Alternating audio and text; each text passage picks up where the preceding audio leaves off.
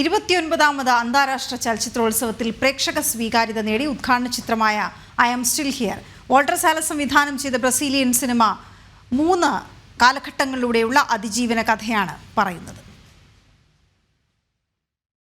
1971 ബ്രസീലിലെ സൈനിക സ്വേച്ഛാധിപത്യം വ്യക്തികളെയും കുടുംബങ്ങളെയും രാഷ്ട്രത്തെ തന്നെയും എങ്ങനെ ആഴത്തിൽ മുറിവേൽപ്പിച്ചുവെന്നാണ് ചിത്രം പറയുന്നത്. രാഷ്ട്രീയ പ്രവർത്തകനായ ഭർത്താവ് റൂബൽസിനെ സൈന്യം പിടിച്ചുകൊണ്ടുപോയതിനെ തുടർന്ന് അന്വേഷിച്ചിറങ്ങുന്ന 5 മക്കളുടെ അമ്മയായ ഭാര്യ യൂനിസ് പൈവിയുടെ കാഴ്ചപ്പാടിലൂടെ രാജ്യത്തിന്റെ അന്നത്തെ അവസ്ഥ തന്നെയാണ് പകർത്തിവെച്ചിരിക്കുന്നത്.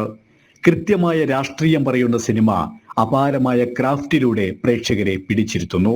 100% പൊളിറ്റിക്കൽ മൂവിയാണ്.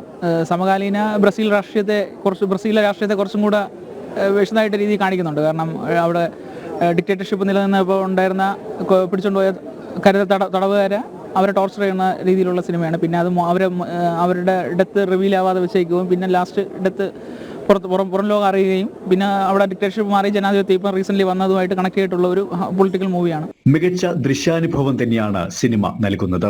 മേക്കിംഗ് വളരെ ബ്യൂട്ടിഫുൾ ആയിട്ട് ചെയ്തിട്ടുണ്ടായിരുന്നു. പിന്നെ ലാസ്റ്റിലെ ഫോട്ടോഗ്രാഫ്സ് കാണിക്കുമ്പോഴത്തേക്കിനാണെങ്കിൽ നമുക്ക് മൂവി കണ്ടിറങ്ങുമ്പോഴത്തേക്കിന് ഇമോഷണലി നമുക്ക് ഭയങ്കരമായിട്ടൊരു ഹെവിനെസ് അവർക്ക് എക്സ്പീരിയൻസ് ചെയ്ത പെയിനൊക്കെ നമുക്ക് വളരെയധികം കണക്ട് ചെയ്യാൻ പറ്റുന്നുണ്ടായിരുന്നു.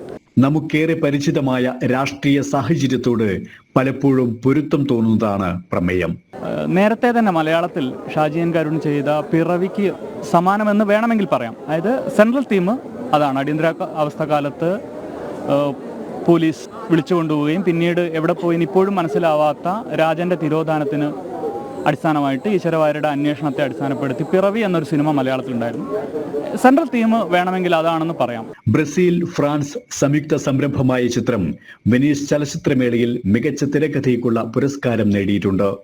ന്യൂയോർക്ക് ആസ്ഥാനമായ നാഷണൽ ബോർഡ് ഓഫ് റിവ്യൂ 2024 മികച്ച 50 ചിത്രങ്ങളിലൊന്നായി ഐ ആം സ്റ്റിൽ ഹിയറിനെ തെരഞ്ഞെടുത്തിട്ടുണ്ട്. ജനം, തിരുവനന്തപുരം.